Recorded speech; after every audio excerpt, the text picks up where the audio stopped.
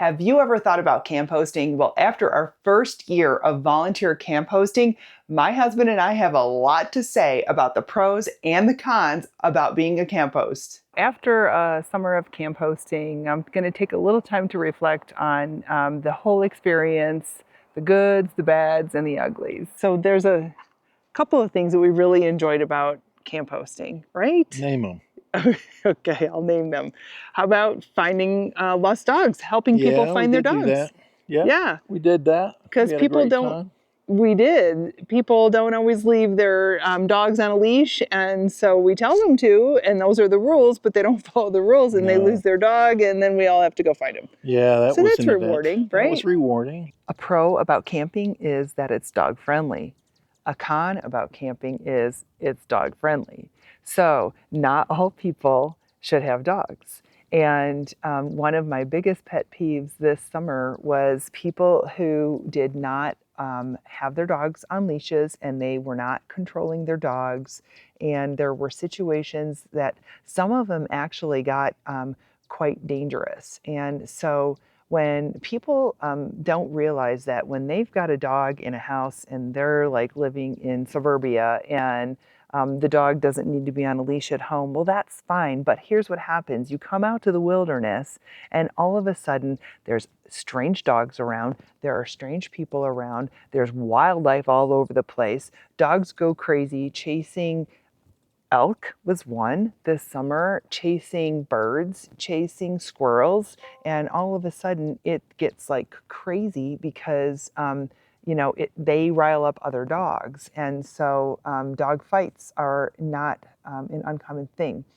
The other thing that really bugs me about people with dogs, especially the ones that don't keep them on leashes, is that they come out here, they get lost. We have so many lost dogs on this road. It's incredible. And I feel sorry for the dogs because they're out here just kind of sniffing around in an area that's unfamiliar, and they get lost. And the people have nothing to say about it because they didn't have their dog on a leash going, well, my dog's going to be just fine. Well, guess what? Your dog probably isn't going to be just fine. And you need to protect your dog. You need to protect other dogs around the area, the people, the kids, and everything else. So just be responsible and follow the rules. The rules are there for a reason. It's to protect you and your family, including your furry ones, and all the other people that are camping alongside you. So please, please, please don't lose your dogs. Please keep them on a leash. Hanging out with Bradley, the resident elk. I think we have some video of him. We can show you that. And telling people about Bradley. Yeah, a lot of people had him sleep in their campsites, which was kind of cool. Yeah. He leaves right before the opening day of bow season. So he's been back. I've seen him 4 years. So hopefully he'll come back next year and he's not in somebody's freezer already. For sure. Yeah, so that's... And when we tell people about Bradley, and they hear about him, but they don't see him until the next day or the day after. And then they have to flag us down. They wake up, they come out of their tent, and he's sleeping on their, right next to him in their tent. So. Yeah, and they get really excited about telling us, hey, we saw that, what's his name? And then we say Bradley. Yeah. So that's fun. That was good. So the other cool thing about meeting a bunch of people is hearing where people like to go and giving us tips on new destinations that we might want to check out and that kind of thing. It's just a whole lot of fun, and there's a lot of rewarding. It's rewarding. There's stress too. There's a little stress. There's that 5%. Most people are 95% of the people are cool. They clean up, but we have that 5% that they make a mess. They suck. They suck. They really suck. Yeah. The 5% really sucks, but the 95% are really awesome. Yeah, that offsets everything, but you do have to deal with it. Human waste and trash is one of those really big kind of cons when it comes to camp hosting, whether it is in a volunteer situation or in a paid situation. So we've experienced in our volunteer camp hosting that human waste and trash that people leave behind is probably the biggest drawback to us having a really fantastic experience. When you have to clean up after someone else, when you're really clean yourself, it's kind of hard, and you wonder why people are such pigs and leaving things behind. We've found food scraps, we've found things like dirty diapers, we've found buckets of poop, we've found bags of poop. So you can see when you drive into like any one of these campsites, there are signs clearly all over the place. When you are in an unimproved camping situation, it says that there's no trash service. You pack it in, pack it out. For whatever reason, some people think that like that just doesn't apply to them, and they don't want to deal with their own trash, and so they just leave it for the volunteers and the other people who are working to pick up. The thing that really bugs me about that is that that's causing some National Forest Service locations to be shut down because there isn't the manpower to keep up with having to clean up after people. So the one thing that I say to people when they seem like they're surprised that they need to pack it in and pack it out is, you're camping here for free. There's not a permit fee at all. There's no cost for you to camp here. So in return, you're getting a space, you're getting a fire ring, and that's kind of it. So there are services nearby. If you need to go get water, you can get water. There are trash receptacles. Some, nearby in the recreation area, you have to pay to drop your trash there. But the thing is, for the people that actually paid to stay in a paid campground, those are some of the services that they're paying for. So you camping here for free, shouldn't you expect to actually have to like clean up after yourself and figure out how you're going to, throw your trash away? And so if there's a small fee to take it over to the dump station, like that's kind of your responsibility. I don't get why people think that that's like such a horrible thing when they're able to camp for free. So I kind of just shake my head. Beyond the regular trash situation, the fact that people would actually leave their human waste is beyond my imagination. I never really thought that people would do it, and especially the number of people that are doing it, it's insane. So like if you're a tent camper and you've got no toilet facilities, there's actually a vault toilet at the beginning of our road, but when you are into one of the campsites that's further down the road, that's quite a haul. Like, you're probably not going to use that bathroom. So do what other campers, responsible campers, do. You can either, do the little bucket thing with the bag and take that out with your trash, or you dig a hole and you bury it just like, people who are backpacking do. So it doesn't take a lot to be a responsible person, but for whatever reason, there's people who are not responsible. And so that is probably the biggest drawback that we've experienced while we were camp hosts this summer. Another con for camp hosting, and I think this is kind of like anywhere you go, but I think it might be a little bit more in a boondocking situation where it's a first come, first serve, and people don't have their name and their credit card and all that kind of stuff in with like a reserved spot. Some people, I've heard them refer to it as adult daycare, which is people sometimes when they get out here and like nobody knows who they are and they just kind of show up and nobody's got their credit card and their information, they might act a little bit crazy. So for the most part, everyone was really nice. But there's a handful, just like in society, of people who think the rules don't apply to them, that, they're just kind of jerks. And we've run into a couple of those this summer, and it's not fun. So if you're a people person, you really, first of all, need to be a people person, because you're dealing with people, good, bad, and, kind of like the in-betweens. So you can't get too frustrated. One thing that is really important to know as a volunteer, it's our job. We consider ourselves sort of like the welcoming committee. We welcome people to a campsite. We're supposed to check them in, get their information. That means their name, their license plate number, how many people are camping at the site, make sure that they know that there's a limit on the number of people, the number of days, that kind of thing. So we, in a very friendly kind of way, explain what all of the rules are.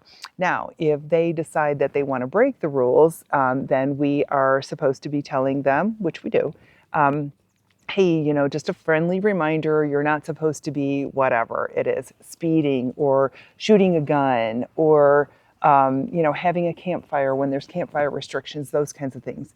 But we have no authority. So we're just volunteers. And so if the person doesn't comply with what the rules are, then it's our job to notify the actual staff members so they can take things to the next level if something needs to be done. And dealing with the campers who just kind of aren't following the rules. So it's kind of nice because it's like you tell them what they're not supposed to be doing and you kind of wash your hands of it. But it is a little bit frustrating that you kind of have to like wait for, something to get cleared up by someone else when you're just trying to kind of keep everybody in line and follow the rules because it's safe for everybody when the rules are being followed, especially when it comes to things like shooting guns or speeding down the road or, those kinds of things. So on the people subject, I would say that this is very similar to any kind of paid job, a regular professional job, whatever. People make the difference. So if you have the ability to meet and know who it is that you're going to be working with, whether it's fellow camp hosts or it's volunteer management or forest management or whoever it is that you're going to be dealing with, you want to be dealing with people that you like, you respect, and there's a mutual beneficial relationship there. So as much as you can control that, you want to vet out those people so that it's a pleasant experience and you're all on the same page, and it just makes life a whole lot easier and it makes camp hosting a whole lot more enjoyable. Just like a regular job, you want to know what your duties are and what's expected of you. So we had really good help and really good advice before we did this. So we knew what we were walking into. We have talked with other people that were in situations where they were told one thing and it was a complete different thing when they arrived. They had a terrible experience. One couple that we met when we were camping in the summer. We were at a National Forest campground, a reserved campground near Big Sur, and that was at Kirk Creek. And I'll tell you what, this couple had horror stories about their situation. They were in a paid situation. Everything that was promised to them didn't really kind of come to fruition, or at least it wasn't in their timing and stuff like that. They ended up leaving. They walked out. They walked out on the job. And so we had the camp host from the campsite down the road come and beg us to stay and become camp hosts that summer. We're like, we have other places that we need to be, and no thanks. But it was a nice day, but we're not up for that. So from the people that we've talked to that have had those kinds of situations where it was actually an employment situation, their advice is to make sure that you know exactly what you're getting into. Make sure you get it in writing so that if there are any discrepancies later, you've got something to fall back on to say hey, this isn't what we agreed to, this isn't what we are doing, or this, you didn't provide the things that you said you were going to have here, like whether it be you're going to refill us with propane or you're going to have an on-site generator for us or whatever those things are that are agreed to in the terms. For part of my career, I actually worked for a city, and city government was new to me at the time. And at that place, I started to hear RIP. And when employees were referring to other employees. And eventually I thought to myself, okay, what does that mean? I'm embarrassed that I don't know. RIP normally means rest in peace. But what I found out it meant is retired in place. Retired in place means people are just kind of waiting for that retirement age and they really don't want to do any work. They kind of want to do as little as possible until it's time for them to go. So, I have heard of situations and seen and experienced some where leadership is a little bit of that. So it can be quite frustrating, and when you don't have leadership support, it is difficult. It's difficult in a regular paid job. It's difficult here, especially when you feel like some situations might be dangerous. And so when there are people that are, let's say, speeding, and speeding, not just a little bit speeding, but like wild, like running down the road like crazy, like you're going, I hope that no kid and no person and no dog or animal gets run over, because these guys are riding out like maniacs. And you tell your leadership, and your leadership sees the guy at another point in time and chit chats with him on the road. And before the guy drives off, he's going, drive it like you stole it. That's when you go, okay, that's not how I would handle it if I was in the leadership position, but I'm just a volunteer. And so I need to I need to accept that that's what leadership is choosing to do in a response. So you have to learn how to let things go. Everything isn't going to be exactly the way that you want it to be, and you could drive yourself crazy if you're the kind of person that needs like things to be perfectly in order. So it's not my responsibility. It's not my husband's responsibility if leadership is choosing to not enforce things the way that that they're supposed to on paper. And I get that you might want to be a friendly mall cop instead of, like the other way around. But I think that there's a time where you might need to be a little more forceful to make sure that public safety is protected. But it's a short time, and you're here for just a season, and you shouldn't have too many of those situations.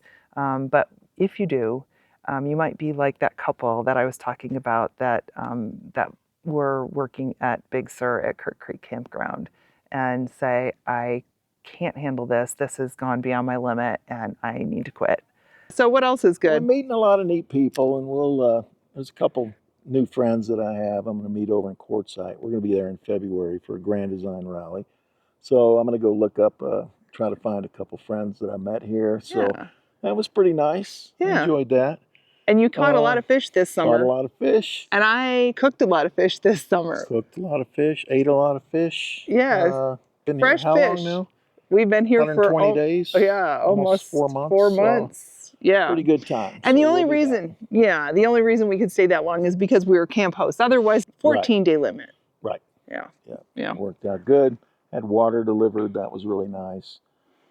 We got a pretty full black tank. We're going to dump that tomorrow. Well, we've had it emptied several times by a honey dipper while we were every here. month while we were here, we had a truck come up and just kind of dump it for us. We didn't have to move the trailer. It was kind of nice. So. Yeah.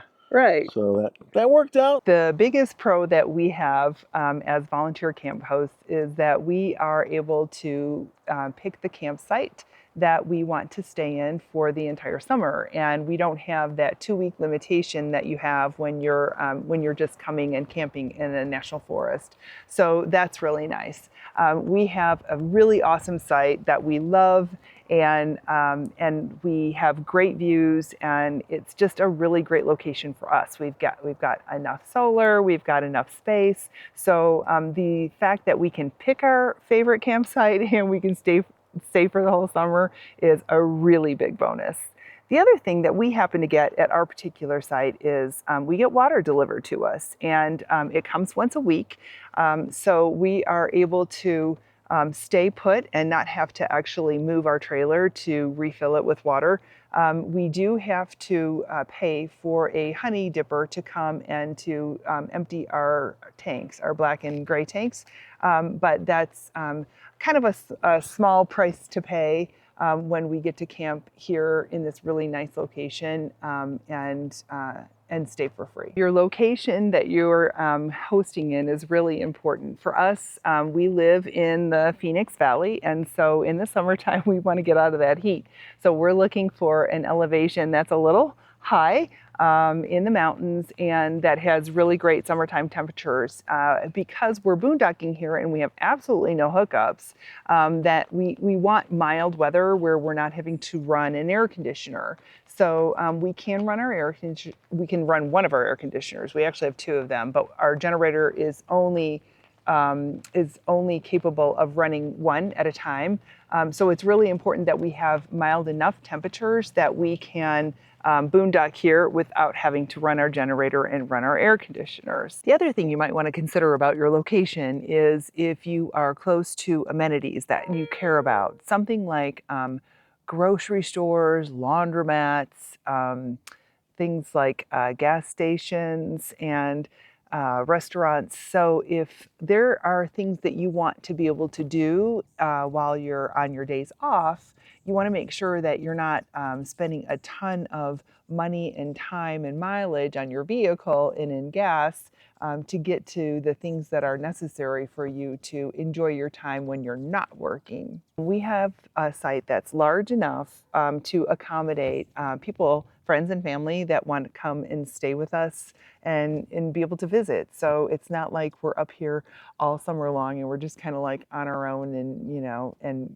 just seeing people that we meet here at the campsite. We can actually, you know, invite people to come and to stay with us in our spot in their own camper. In their own camper, you know what I mean.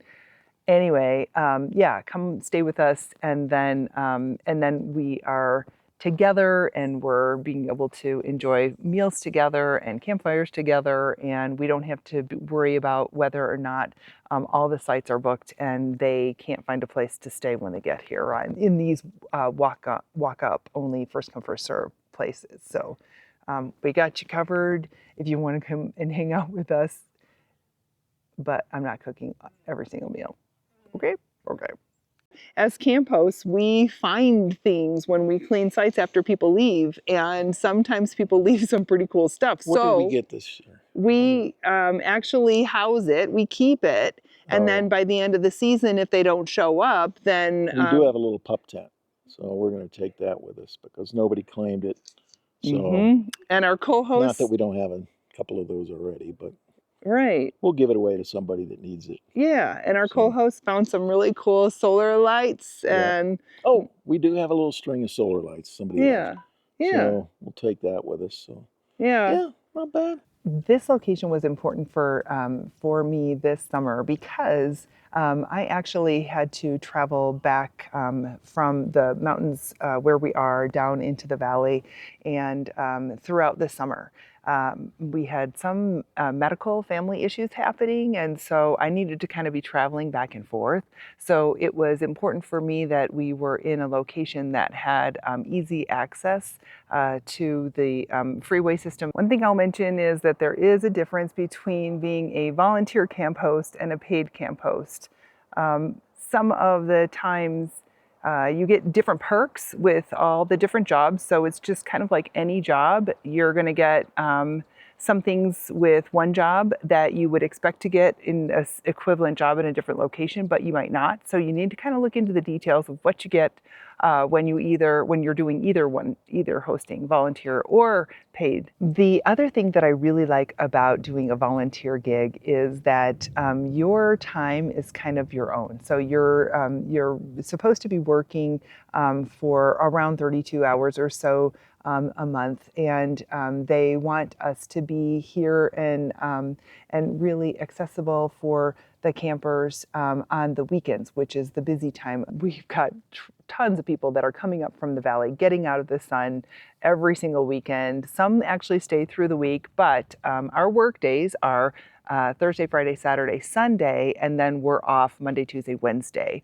That worked out really well, and we were able to kind of get our time in that we needed to do without having to be a really super strict schedule. And the fact that my husband and I were working together, if I needed to leave and go down to the valley, like I said, he was able to kind of pick up the slack, and I would actually get back here and I would work on those days that we typically were not were not working days for us. Make up my hours where I wasn't here on the busy weekends. That was a really nice thing compared to having a paid gig and actually having to be in a certain location at a certain time and like being required to be there without any flexibility. There's a big difference between walk-up sites and reservation sites. So where we're camping and hosting this summer, all of the sites that are in the regular campgrounds that are reservable, those are run by a concessionaire, and those people that work for them are actually, they're paid staff members. Us out here in the boondocking spots on the forest roads, we're working under the Forest Service and not a concessionaire. So the thing that's nice about walk-up sites is it's kind of like you're just dealing with people as they come. You're not dealing with a lot of paperwork and reservations and cancellations and no-shows and that whole kind of thing. So we really like that aspect of camping ourselves. That's why it really worked for us when we were staying here as camp hosts. The really nice thing about being a volunteer is that there isn't a ton of paperwork that goes along with that. So if you're in a paid situation, there might be some kind of a time card, thing where you're punching in and punching out, and you actually have a schedule. So we have a time sheet where we actually track how many hours that we put in as the volunteers, and then we turn that in at the end of the month. It's an honor system. Nobody's really checking to see when we're working. We actually probably work more than we're supposed to, but we like to keep the place clean. We like to know our campers who are camping with us, and we think that when you have a relationship with people and you explain what the rules are, and they kind of are a little bit more respectful when they come into a campsite that's already clean. They're more likely to leave it clean when they leave. So one of the things that was recommended to us before we actually started camp hosting was that we've got hours where we are on duty and hours that we're off duty. Well, so how do the people that are camping around here know when we're on or off duty? So when we're on duty, we've got our host sign showing, but when we're off duty, we clip on our sign that we made, which says that we are off duty. And yes, we're sorry we're not here, but no, we're not sorry, because we're probably out hiking or kayaking or getting supplies and replenishing from the grocery store, that kind of thing. If you care about internet connectivity, you might also have certain specifications for the location that you're working in to be able to have that accessibility. So we have Starlink, so we pretty much have connection wherever we go, which is really nice. As long as we can shoot up that antenna and get through trees and that kind of thing and shoot to the sky, we're okay. But for other people who just use like their regular cell phones or a WeBoost or something like that, it really does matter that you have some kind of a signal at the location where you're camp hosting. For some people who are camp hosting and they are getting paid, sometimes they actually have to pay for their site. Sometimes it's a discounted rate, but that's one of the things that we really appreciate when we are at these boondocking kinds of sites, because they're free to the public anyway. So, so getting the spot that we want, it doesn't matter that we don't have to pay for it, because we wouldn't be paying for it anyway if we were just camping here. But that is a consideration, especially when you get into places that are a little bit more expensive and you are camp hosting and getting a paid gig. You might have quite a few fees that are added up in just you staying at the location and for the camp spot. Make sure that you know what you are going to be responsible to bring to the job. It might not just be yourself. So we have used our personal vehicle many times over this summer. The road that we are on is quite bumpy, and so it's hard on vehicles. And so we are not getting reimbursed for any mileage. We're not getting any kind of gas reimbursement or anything like that. So when we have to take a huge jug of water to go put out a campfire that some irresponsible person left burning or hot after they left the campsite, well, that's on us. Our own mileage, our own gas. Same thing with picking up buckets of poop. So we're not going to carry by hand a bucket of poop down the road a half a mile. We're going to go pick it up in the truck, and we're going to put it in the garbage can that we have, that the Forest Service comes and picks up for us. So using our own vehicle, wear and tear, and not getting mileage reimbursement is kind of a bummer. But there's other people who I have talked to that have had to bring their own computers, their own printers, that kind of thing. So just be aware of the fact that maybe the job requires more than just you and your time and your effort. I know that there's a lot of people on some of these really long roads that have a 4x4, and I know some of them are getting a gas reimbursement and some are not. So apparently there's some ability to negotiate the deal, and we didn't really think about that, but we didn't think we'd be using our vehicle. So it's something to know. We'll know that for the future. Another thing that's important in a campsite itself is to make sure that you know what size site it is that you're going to be able to use for the summer, or whatever time it is that you're going to be there. Because when you've got a bigger rig, you want to make sure that you aren't like jammed into a space, and that there is enough room for all of your stuff, your trailer, your gear, your tow vehicles, whatever. Some sites obviously can be small in some of these places, and you don't need to worry only about the length. You need to worry about the width as well. Some can get quite narrow, and so be sure to know what kind of site you're going to get before you go. If the nice thing about where we're hosting now is that we've been coming up here for years as campers, and so we pretty much know that there's a ton of spots up here that we really like, that we can easily fit into, and it wasn't a worry for us ahead of time. But if we were going to an unknown place, we would want to make sure that it had the capacity and site size that was going to be able to accommodate us in a very comfortable way, so we didn't feel like we were in a tin can kind of smashed into something that was uncomfortable for an entire season. One thing that you should do if you are working with other hosts is that you should know how you are supposed to divide up duties. So we've got several hosts. This is a really long road, and we've got several hosts that work together. And our leadership, it was totally fine with us kind of as a host group, just taking up the road, dividing it as we wanted to, that worked for us, and letting us do that. We covered for each other when we were out of town. One of our hosts was gone for a week for I think it was a family reunion or something, and so we took up his duties, and everything worked fine. We were able to work together. So it's nice when you've got that flexibility where you can kind of manage yourself, as long as the other people that you're working with are also willing to manage themselves, and you're all kind of in agreement about how it all works together. Along with the we don't have any authority thing, there's goods and bads to that. The one thing that people think they can do is come run to a camp host for help with whatever. We have the ability to call 911 just like anyone else, and we can text the ranger station and the rangers on duty if there's some kind of a health safety kind of issue. But other than that, we just try to calm people down and work through anything in a calm, reasonable communication kind of way. Other than that, we turn everything over to the authorities, so that kind of makes it easy for us to say we're going to put it in the hands of somebody who can actually do something.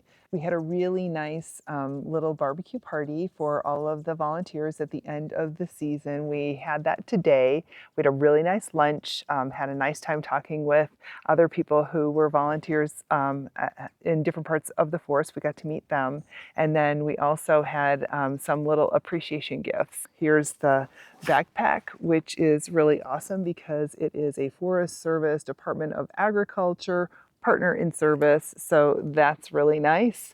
And then we also got a really cool little cooler. Apache-Sitgreaves National Forest, Department of Agriculture, Nature Connects Us. So there's also some little goodies inside of that. We got some little bento type boxes to store some food for a little hike and put inside the cooler. And then in addition to that, there's a really nice little, kind of like a big beach towel. It's not all fun and games when people tell us, oh, you've got a great site. We want to camp host next year. And how did you get this site? And we're going to do this. And then they learn that they have to like pick up human waste and pick up human garbage and or other humans' garbage.